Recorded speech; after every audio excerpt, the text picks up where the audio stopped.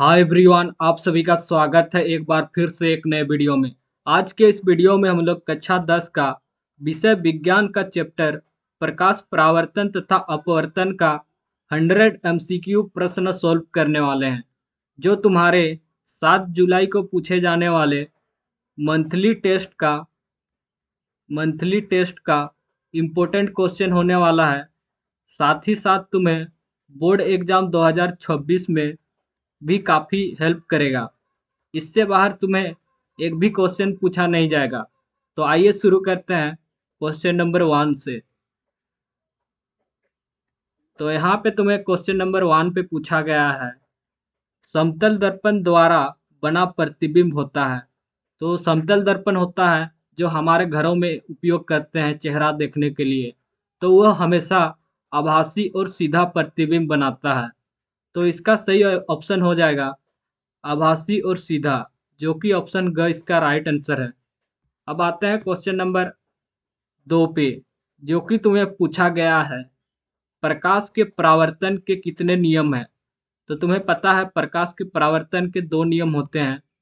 तो ऑप्शन क पे दिया हुआ है तुम्हें 1 और ऑप्शन ख पे दिया हुआ है 2। तो इसका राइट आंसर हो जाएगा ऑप्शन ख, यानी कि 2। अब आते हैं क्वेश्चन नंबर 3 पे, जो कि तुम्हें पूछा गया है, गोलीय दर्पण की वक्रता त्रिज्या और फोकस दूरी f के बीच क्या संबंध है। तो तुम्हें पता है वक्रता त्रिज्या r बराबर होता है 2f, और ऑप्शन क पे दिया हुआ है r बराबर f, जो कि गलत है। ऑप्शन ख पे दिया हुआ है तुम्हें r बराबर 2f, जो कि इसका राइट आंसर हो जाएगा। अब आते हैं क्वेश्चन नंबर 4 पे, जो कि तुम्हें पूछा गया है, एक उत्तल दर्पण द्वारा बना प्रतिबिंब हमेशा होता है। तो तुम्हें पता है जो उत्तल दर्पण बनाता है वो हमेशा आभासी, सीधा और छोटा प्रतिबिंब बनाता है। तो ऑप्शन ग इसका राइट आंसर हो जाएगा, आभासी, सीधा और छोटा। अब आता है क्वेश्चन नंबर 5 पे, जो कि तुम्हें पूछा गया है, प्रकाश का आवर्तन का मुख्य कारण है। ऑप्शन क दिया हुआ है प्रकाश की चाल में परिवर्तन, प्रकाश की दिशा में परिवर्तन, और ऑप्शन ग दिया हुआ है प्रकाश की रंग में परिवर्तन, ऑप्शन घ दिया हुआ है प्रकाश की वेग में परिवर्तन। तो इसका राइट आंसर हो जाएगा प्रकाश की चाल में परिवर्तन। अब आते हैं क्वेश्चन नंबर 6 पे, जो कि तुम्हें पूछा गया है, हीरे का वर्तनांक 2.42 है, इस कथन का क्या अभिप्राय है। तो तुम्हें पता है वर्तनांक बराबर होता है वायु में प्रकाश की गति, यानी कि c बटे हीरे में प्रकाश की गति, यानी कि v। और यहाँ पे वर्तनांक कितना दिया हुआ है 2.42 बराबर c बटे v। अब v को तुम लेफ्ट साइड गुना करोगे तो यहाँ पे तुम्हारा मान निकल के आएगा 2.42 गुना v बराबर c। अब यहाँ पे तुम्हें ऑप्शन क पे दिया हुआ है, हीरे में प्रकाश की चाल अधिक होती है। तो यहाँ पे देख सकते हो हम लोग हीरे में प्रकाश की गति कितना है v है, और हमें एक्स्ट्रा 2.42 मल्टीप्लाई करनी पड़ रही है, तब जाके वायु में प्रकाश की गति के बराबर हो रही है।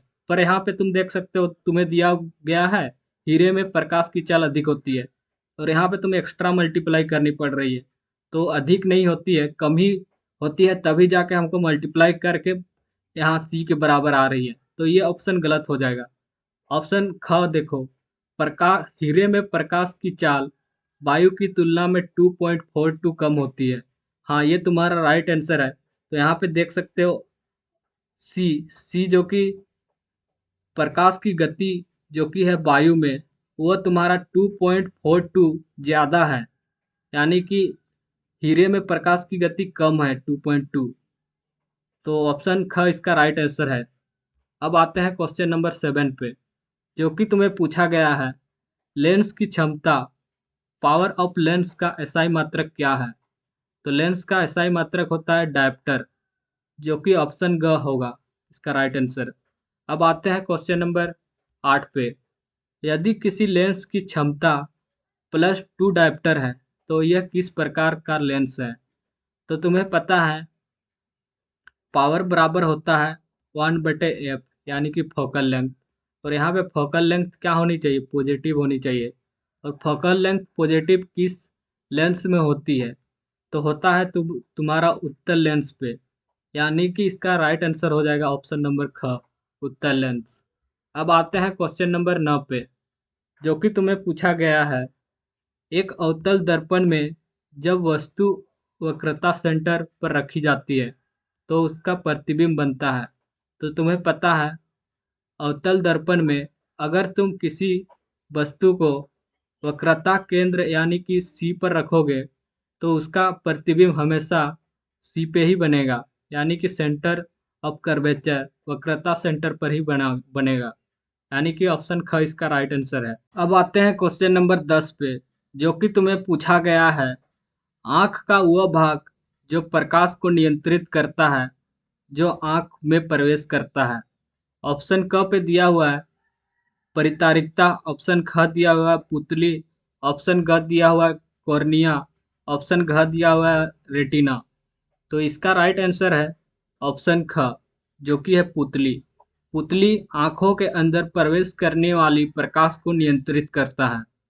अब आते हैं क्वेश्चन नंबर 11 पे, जो कि तुम्हें पूछा गया है, प्रकाश एक अनुदैर्ध्य तरंग है, ऑप्शन ख अनुप्रस्थ तरंग है, ऑप्शन ग यांत्रिक तरंग है, ऑप्शन घ ध्वनि तरंग है।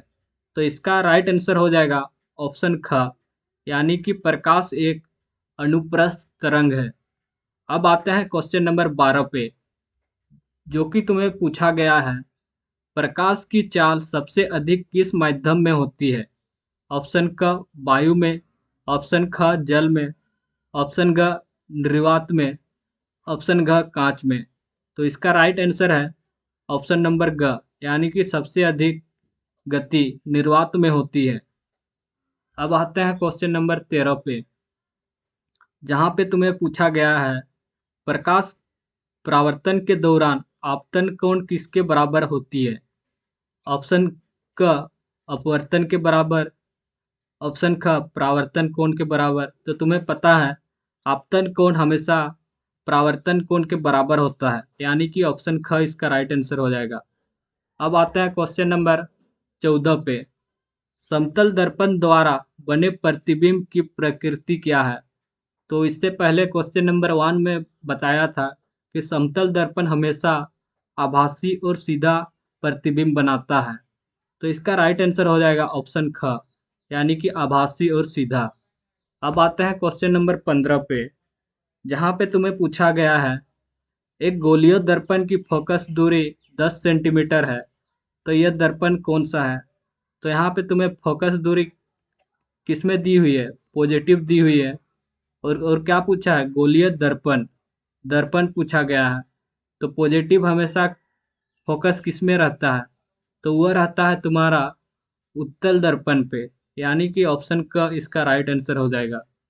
अब आते हैं क्वेश्चन नंबर 16 पे, जो कि तुम्हें पूछा गया है, दंत चिकित्सक मरीजों के दांत को बड़ा प्रतिबिंब देखने के लिए किस दर्पण का उपयोग करते हैं।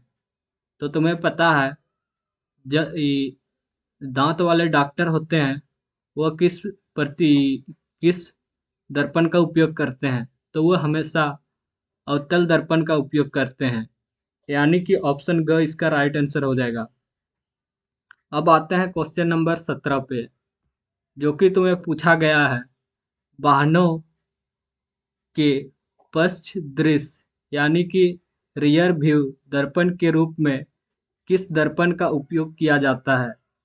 तो तुम्हें पता है वाहनों की जो साइड में लगी होती है उसमें बहुत सारे पीछे गाड़ी होती है, और उसको छोटा छोटा देखना है बहुत सारे गाड़ियों को, तो हम लोग किस दर्पण का उपयोग करेंगे। तो हम लोग दर्पण उपयोग करते हैं, वो है तुम्हारा उत्तल दर्पण, यानी कि ऑप्शन ख इसका राइट आंसर हो जाएगा। अब आते हैं क्वेश्चन नंबर 18 पे, जो कि तुम्हें पूछा गया है, उत्तल दर्पण द्वारा बना प्रतिबिंब हमेशा होता है क्या। तो उत्तल दर्पण का प्रतिबिंब जो कि तुम्हारा हमेशा छोटा और आभासी होता है। तो यहाँ पे तुम्हें वस्तु की आकार से बड़ा होता है, तो ये गलत होगा, वस्तु की आकार से छोटा होता है। ये तुम्हारा राइट आंसर हो जाएगा। तो ऑप्शन ख इसका राइट आंसर हो जाएगा। अब आते हैं क्वेश्चन नंबर 19 पे। प्रकाश के अपवर्तन में जब प्रकाश किसी विरल माध्यम से सघन माध्यम में प्रवेश करता है तो वह ऑप्शन क अभिलंब से दूर जाता है या फिर अभिलंब की ओर मुड़ता है। ऑप्शन ग सीधा चला जाता है। ऑप्शन ग परावर्तित होता है। तो जब यहाँ पे तुम्हें इस तरह के यहाँ पे तुम्हें कहीं पे यहाँ पे विरल माध्यम है यानी कि कम डेंसिटी वाला माध्यम है और यहाँ पे तुम्हारा सघन माध्यम है। तो अगर तुम्हारा प्रकाश विरल माध्यम से सघन माध्यम की ओर जा रही है तो वह तुम्हारा अभिलंब की ओर झुकता है यानी कि मुड़ता है। तो ऑप्शन ख इसका राइट आंसर हो जाएगा। अब आते हैं क्वेश्चन नंबर 20 पे, जो कि तुम्हें पूछा गया है स्नेल का नियम किससे संबंधित है। तो ऑप्शन क पे दिया हुआ है प्रकाश का परावर्तन, तो ये गलत आंसर हो जाएगा। प्रकाश का अपवर्तन, जो कि इसका राइट आंसर है ऑप्शन ख। अब आते हैं क्वेश्चन नंबर 21 पे। लेंस बनाने के लिए निम्नलिखित में से किस सामग्री का उपयोग नहीं किया जा सकता है। ऑप्शन क जल, ऑप्शन ख कांच, ऑप्शन ग प्लास्टिक, ऑप्शन ग मिट्टी। तो इसका राइट आंसर हो जाएगा। यहाँ पे तुम्हें नहीं पूछा गया है तो हम लोग किसका उपयोग नहीं करेंगे, मिट्टी का, यानी कि ऑप्शन घ इसका राइट आंसर हो जाएगा। अब आते हैं क्वेश्चन नंबर 22 पे, जहाँ पे तुम्हें पूछा गया है एक उत्तल लेंस की फोकस दूरी 20 सेंटीमीटर है तो इसकी क्षमता क्या होगी। तो तुम्हें पता है उत्तल लेंस का फोकल लेंथ हमेशा पॉजिटिव होती है, यानी कि तुम्हें फोकल लेंथ दिया हुआ है 20 सेंटीमीटर। अब तुम्हें इसको मीटर में बदलना है तो तुम क्या करोगे, तो मीटर में बदलने के लिए हमें 20 को 100 से डिवाइड करना है। तो 100 से डिवाइड करेंगे तो जीरो जीरो कट जाएगा, तो यहाँ से तुम्हारा मान निकल के आएगा 0.2 मीटर। अब तुम्हें पता है क्षमता यानी कि पावर बराबर होता है 1/f, और यहाँ पे फोकल लेंथ का मान रखना है तुम्हें। तो फोकल लेंथ का मान कितना है, 1/0.2। तो पॉइंट हटेगा तो ऊपर मल्टीप्लाई होगा 10 से। तो चलो हम लोग मल्टीप्लाई करते हैं, तो 1/2 पॉइंट हटाए तो ऊपर 10 से मल्टीप्लाई किए, तो अब कटेगा 10 कितने बार में, 5 बार में कटेगा। तो 2×5 = 10, यानी कि इसका आंसर होगा 5 डायप्टर, जो कि इसका राइट आंसर है, यानी कि ऑप्शन का इसका राइट आंसर हो जाएगा। अब आता है क्वेश्चन नंबर 23 पे, जहाँ पे तुम्हें पूछा गया है अवतल लेंस द्वारा बना प्रतिबिंब हमेशा होता है। ऑप्शन क वास्तविक उल्टा बड़ा, ऑप्शन ख आभासी सीधा और छोटा, ऑप्शन ग वास्तविक सीधा छोटा, ऑप्शन घ दिया हुआ है आभासी उल्टा और बड़ा। तो इसका सही आंसर है ऑप्शन नंबर ख, यानी कि तुम्हारा आभासी सीधा और छोटा। अब आते हैं क्वेश्चन नंबर 24 पे, जहाँ पे तुम्हें पूछा गया है किस माध्यम का आवर्तनांक किस पर निर्भर करता है। मतलब किसी माध्यम का आवर्तनांक किस पर निर्भर करता है, माध्यम की परावर्ती, प्रकाश की रंग, माध्यम माध्यम के तापमान। तो इसका राइट आंसर हो जाएगा उपयुक्त सभी। इन तीनों में आवर्तनांक निर्भर करता है, तो ऑप्शन घ इसका राइट आंसर हो जाएगा। अब आते हैं क्वेश्चन नंबर 25 पे, जहाँ पे तुम्हें पूछा गया है किसी दर्पण का उपयोग सौर भट्टी में सूर्य के प्रकाश को केंद्रित करने के लिए किया जाता है। तो किस दर्पण का उपयोग किया जाता है सौर भट्टी में प्रकाश को केंद्रित करने के लिए। तो कौन सा दर्पण प्रकाश को केंद्रित करता है, तो वह करता है तुम्हारा अवतल दर्पण, यानी कि ऑप्शन ग इसका राइट आंसर हो जाएगा।